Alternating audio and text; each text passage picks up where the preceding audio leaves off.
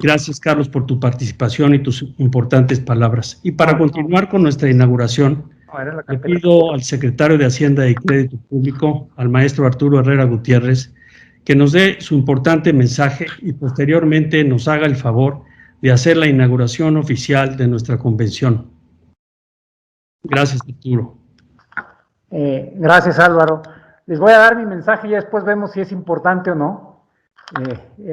Pero me da muchísimo gusto estar con ustedes. Hay muchas razones para ello. En un entorno extraordinariamente complejo, el rol que juegan los intermediarios bursátiles ha sido muy importante. Y dado que el título de la convención es el desarrollo de los mercados en el mercado de valores en la pospandemia, me parece que lo correcto era hablar de cómo estábamos un poquito antes de la pandemia, cómo estamos en el proceso de la pandemia, y eso nos permite pensar e imaginarnos cómo vamos a estar después de la pandemia. Y quisiera empezar con lo que era, digamos, una visión muy simple y hasta cierto punto inexacta de cómo era el mercado bursátil o el sector financiero antes de la pandemia. Nosotros mismos, y yo en particular, había venido insistiendo que el sector financiero en México era un sector relativamente delgado con respecto al que comparábamos, cuando lo comparábamos con otros de sus pares. Y en particular había algunos temas que a mí siempre me preocupaban, medidos por diversas métricas, siempre nos veíamos mal, es decir, solamente el 37% de los mexicanos tenían una cuenta bancaria. En la Bolsa Mexicana de Valores hay solamente 146 empresas cotizando.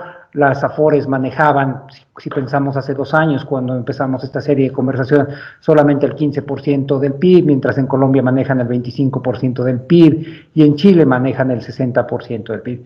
Y si bien todo esto es cierto, la verdad es que no era del todo preciso. Había muchas otras cosas que estaban pasando.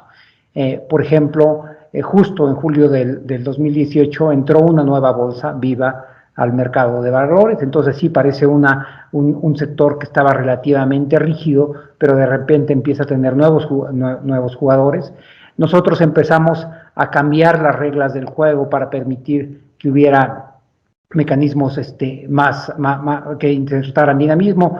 Bajamos en 2/3 partes la carga tributaria para los IPOs, cambiamos el régimen de inversión, flexibilizamos el régimen de inversión de las Afores, pero además, sobre todo, había un elemento que me parece que se perdía en esta discusión, y es el hecho de que si bien la inclusión financiera es relativamente baja, el mercado de capitales de acciones es relativamente, no ha tenido movimientos, en realidad tenemos un mercado de deuda bastante activo, un mercado de deuda que ha sido muy dinámico desde hace muchos años y que ha sido fundamentalmente, y que cuyo dinamismo responde fundamentalmente, entre otras cosas, a los activos bajo manejo de las Afores, es decir, las Afores, y eso es una forma interesante de ver cómo estos distintos mercados se van complementando, proveen la mayor parte de los ahorros de muy largo plazo, ¿no? Entonces, eso, digamos,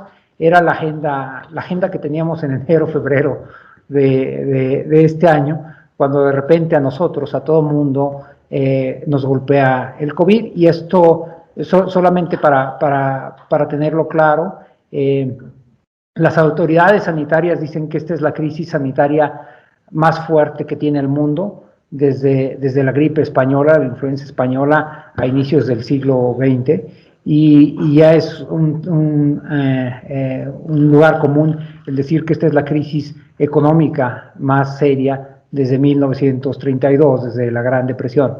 Y si bien estas crisis de casi un siglo pues suelen pasar cada 100 años, lo que difícilmente había pasado es que tuviéramos al mismo tiempo la crisis sanitaria más fuerte y la crisis económica más fuerte.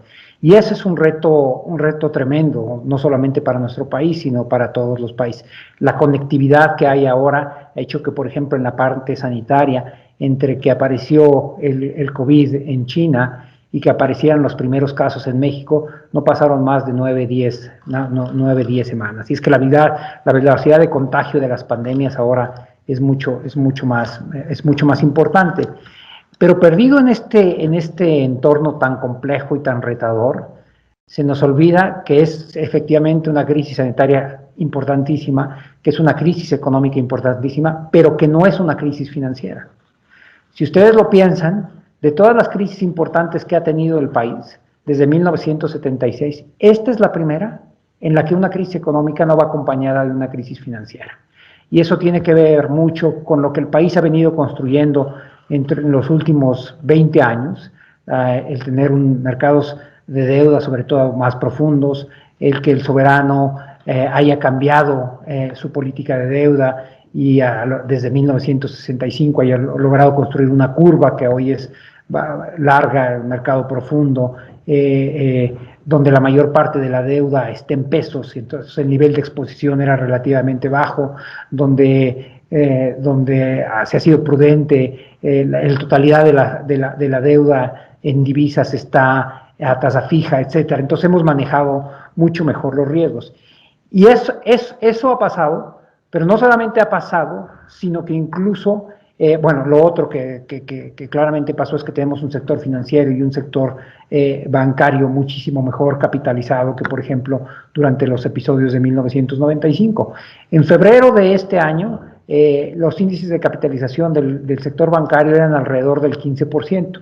Y lo que todo el mundo estaba pensando es, bueno, con los cierres de la pandemia vamos a ver algunos defaults y vamos a ver cómo se va a ir deteriorando el ICAP. El ICAP hoy es 17%, es decir, en lugar de que se hayan deteriorado los índices de capitalización han mejorado, los índices de morosidad están en el 2.1%, etcétera. Entonces, uno de los hechos notables que tenemos es que tenemos un sector financiero sólido, un sector financiero que ahora sí llega regresando al tema de esta sesión, de cómo será el mercado en la época post-pandemia. Es un sector que está bien situado para hacer una palanca, vis a vis, por ejemplo, en el 95, que era un sector al que había que rescatar. Entonces, hoy va a ser un elemento positivo, un elemento positivo para la economía.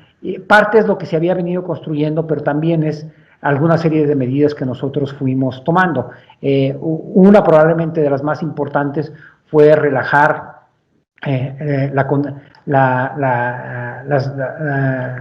los requerimientos contables a través de la Comisión Nacional Bancaria y de Valores para que permitiera una reestructuración ordenada de los créditos de las familias y de las personas morales.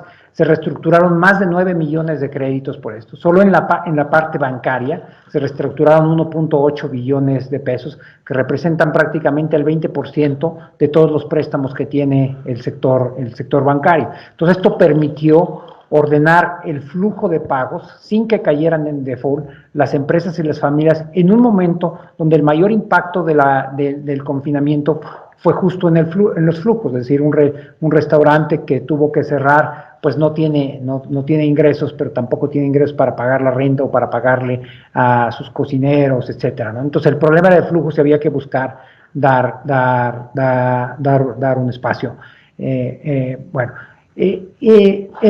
la medida en que la pandemia fue evolucionando, también fue evolucionando el impacto económico, lo que se podía hacer frente a esta pandemia y también nuestra comprensión de la pandemia. Y déjenme detenerme medio minuto en este tema, porque es algo que para alguien que trabaja en economía y finanzas, pero que no trabaja en el sector salud, resulta obvio ex post, pero no era obvio antes. Cuando yo regresé de las reuniones del G20 a finales de febrero y venía preocupado ya por el posible desarrollo de la pandemia, me reuní con los grupos de la Secretaría de Salud, del ISSSTE y del IMSS, y yo pensé que ellos tenían la solución, ¿no? Y lo que resulta obvio en retrospectiva es que si un virus es nuevo, por definición no sabes cómo se va a comportar y hay muchas cosas que no sabes de él.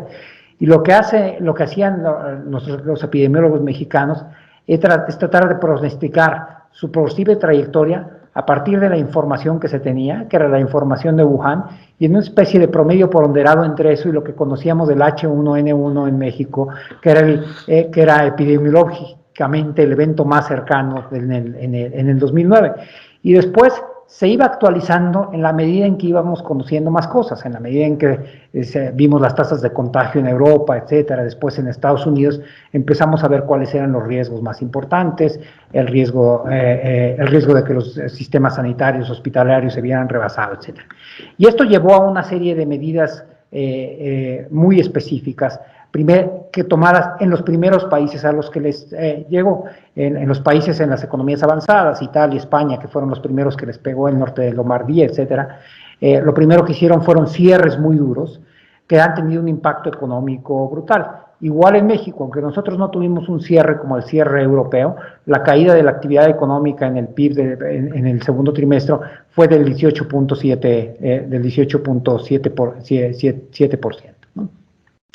Pero hubo otra serie de respuestas. En los países europeos, digamos, se trató de generar una red que mitigara el impacto económico a través del gasto público, y básicamente era pagar los salarios de la gente si se mantenían en su casa, como fue en Alemania, entre el 75 y el 80% de sus salarios, o créditos muy blandos, si no es que créditos subsidiados o créditos que no se iban a cobrar al sector privado. Pero en esta perspectiva, cuando empezó un proceso de reflexión de qué se podía hacer en los países latinoamericanos, yo creo que se perdió de vista la diferente realidad que nosotros teníamos.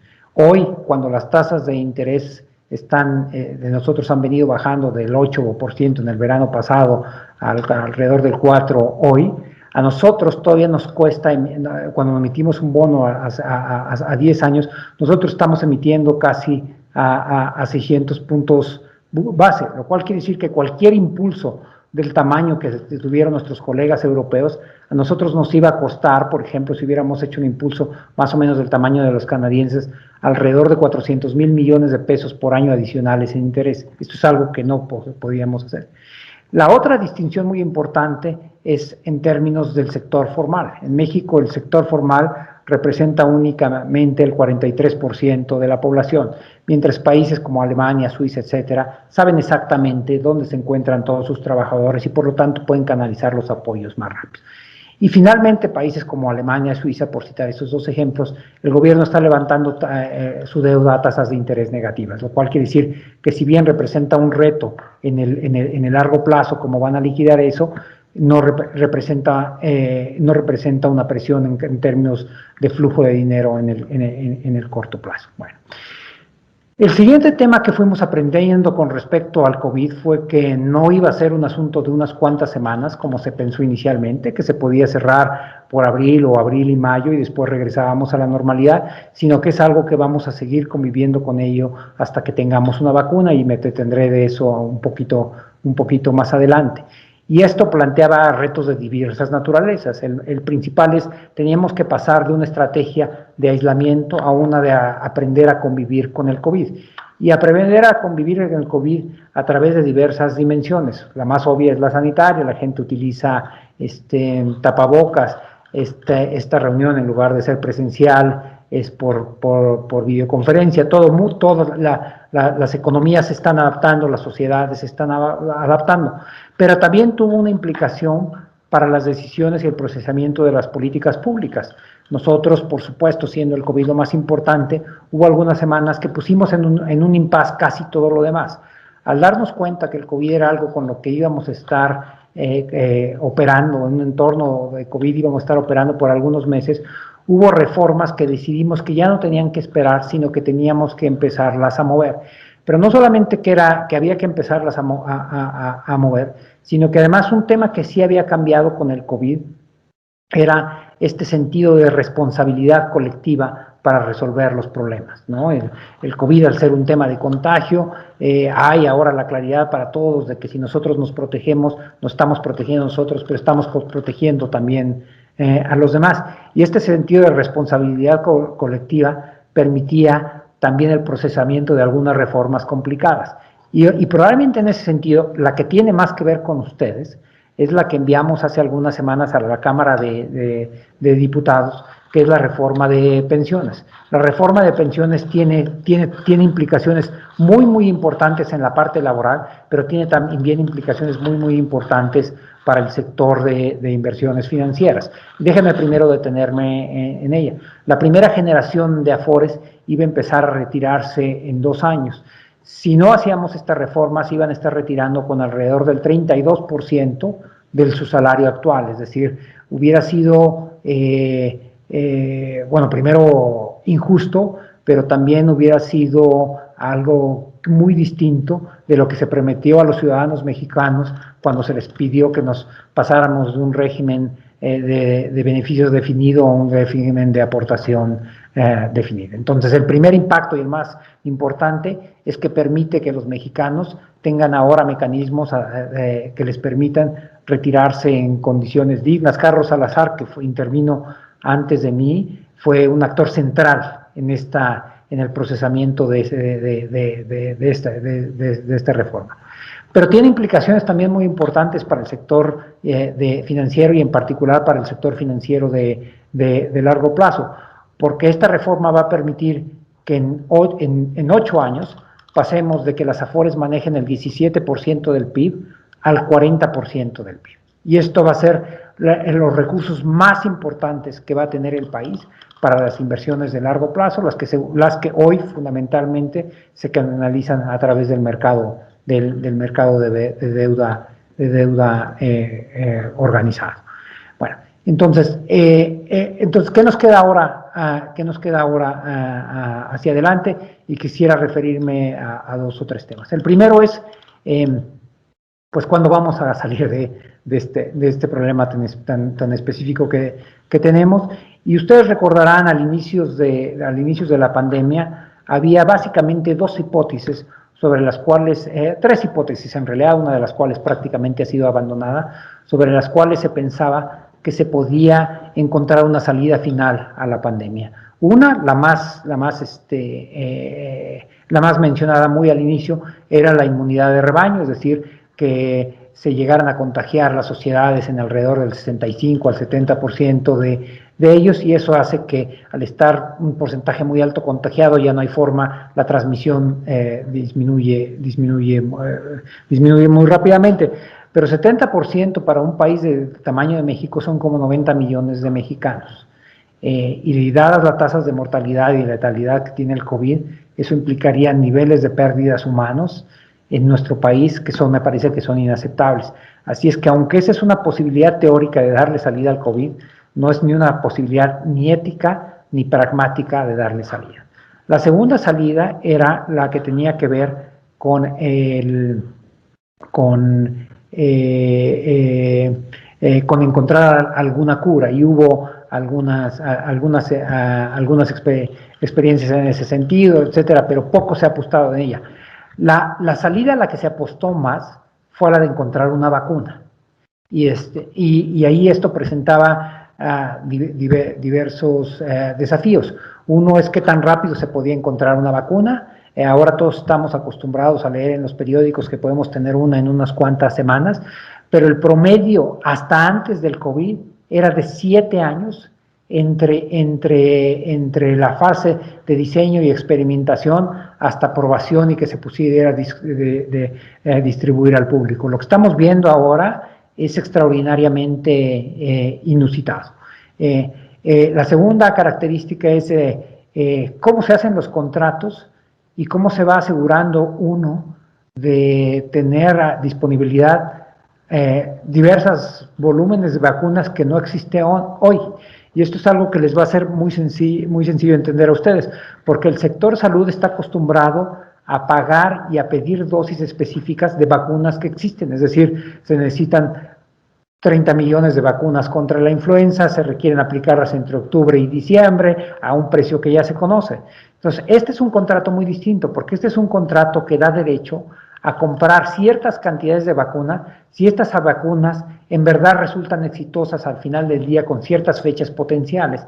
Esto es lo más cercano a un contrato de cobertura, un contrato de un derivado, ¿no? Entonces, a nosotros nos ha tocado, es decir, nos da derecho a comprar vacunas y esas vacunas efectivamente, el proceso de la fase 3 resulta exitoso, hay incertidumbre y por lo tanto, al ser un tema de manejo de riesgos en el sentido financiero más estricto, lo que tenemos es que comprar más vacunas de las que eventualmente necesitáramos, o dicho de otra forma, nuestros contratos tienen que cubrir más pensando que un porcentaje determinado de estas iniciativas no se van a realizar. Y también en un sentido muy financiero, donde uno cubre para distintos eventos, lo que nosotros teníamos que cubrir es teniendo contratos con distintos proveedores potenciales de vacunas, pensando que si algunas no se dan, algunas otras se darían, y también cómo pueden llegar en el tiempo. Hay algunas vacunas que con toda seguridad nosotros vamos a recibir en abril, que son las de COVAX, y una que muy potencialmente vamos a recibir en marzo. Y esos precios son distintos de las que podemos recibir en diciembre y enero.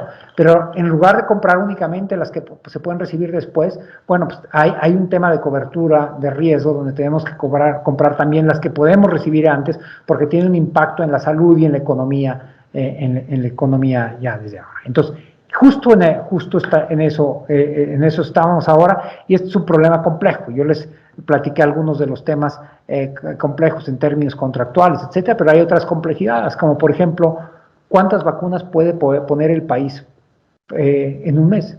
Y la experiencia dice que se pueden poner hasta 10 millones de vacunas por mes, lo cual quiere decir que al inicio del proceso va a morder la restricción de que no tenemos vacunas suficientes, y hacia el segundo o el tercer mes el reto va a ser cómo nos organizamos para poner todas las vacunas que le van a estar llegando al país. Y eso es lo que realmente va a ser un cambio, un cambio en la forma en que vamos a estar operando, tanto en la salud, en la economía y en las finanzas. Entonces, ¿qué nos queda en ese sentido? Bueno, aún en un entorno de COVID, y dado que tenemos, como yo decía, un sistema financiero que hoy es muchísimo más robusto que en crisis anteriores, lo que hemos estado viendo son elementos interesantes, tanto en la parte de las finanzas corporativas como de las finanzas públicas. En julio de este año, después de más de 2 años, donde en noviembre del 2017 se había hecho la última emisión, se hicieron dos operaciones más, la de Cox Energy, que fue el primer IPO que se hizo, por cierto, en la nueva bolsa en Viva, y nosotros el Soberano hizo 3 operaciones muy importantes, una en abril, en plena pandemia, una hace un par de meses donde colocamos el primer bono sustentable del país, y una hace unos cuantos días donde logramos las tasas de interés más bajas que se pueden pensar que habíamos logrado obtener en la historia para bonos para bonos de largo plazo. Y esto es un elemento donde yo quisiera detenerme, porque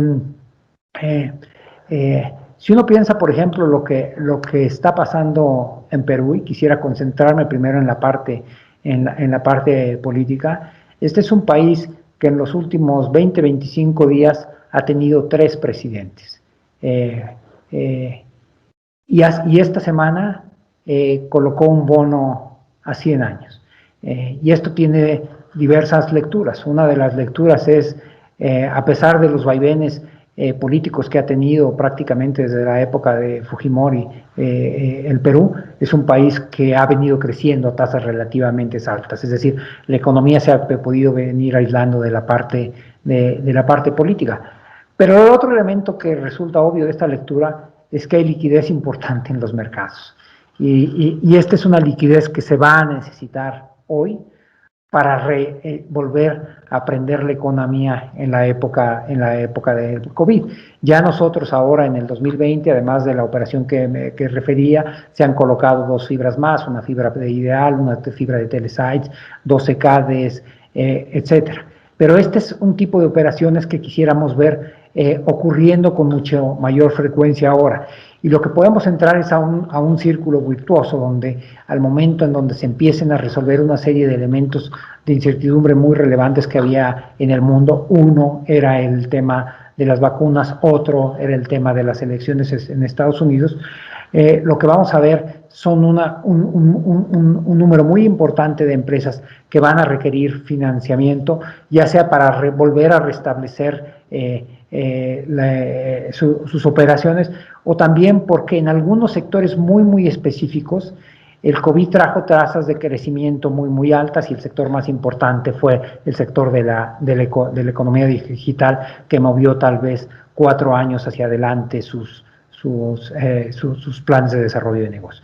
Antes de pasar a la inauguración formal, quisiera detenerme para comentar con ustedes, para compartir con ustedes cuáles creen a nivel internacional que son los retos post-COVID, no los retos post-COVID del mercado de valores en México, sino los retos post-COVID que, por ejemplo, se han venido discutiendo en el G20. Uno es el que ya mencioné, el tema de la economía digital. Se espera que haya un crecimiento importante y por lo tanto habrá necesidades de financiamiento muy importante en la economía digital.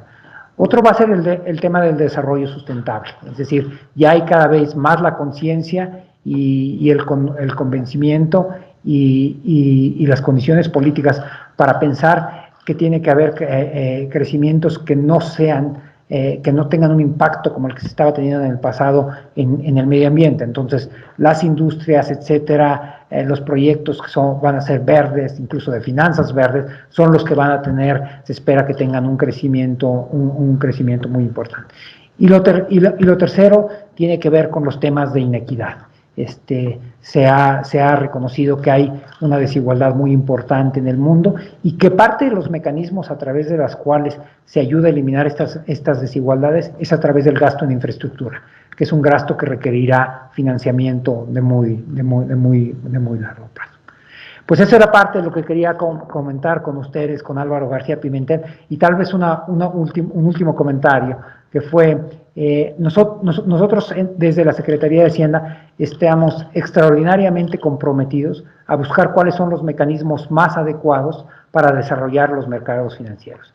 Y en este proceso hemos mantenido un diálogo abierto con todos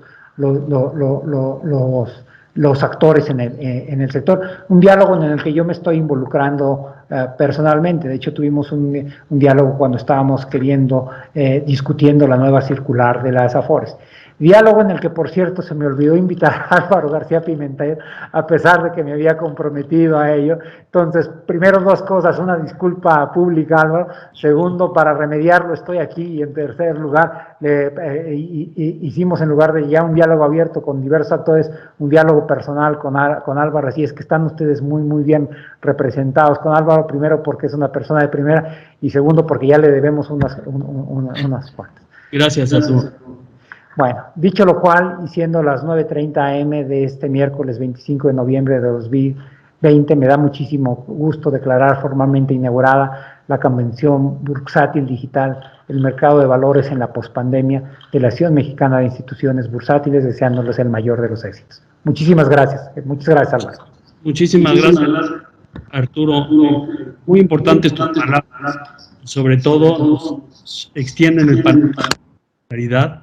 Y sobre todo, que a mí me parece muy importante, le atinamos al nombre de la pospandemia, porque si tú ya la ves muy cerca, pues nosotros estamos obligados a verla como tú. Muchísimas gracias por tu participación, en verdad te lo agradezco, y seguimos trabajando juntos contigo y con María. Muchísimas gracias. Muchas gracias, Álvaro. Muchas gracias a todos. Buenos días y lo mejor. Hasta luego. Gracias.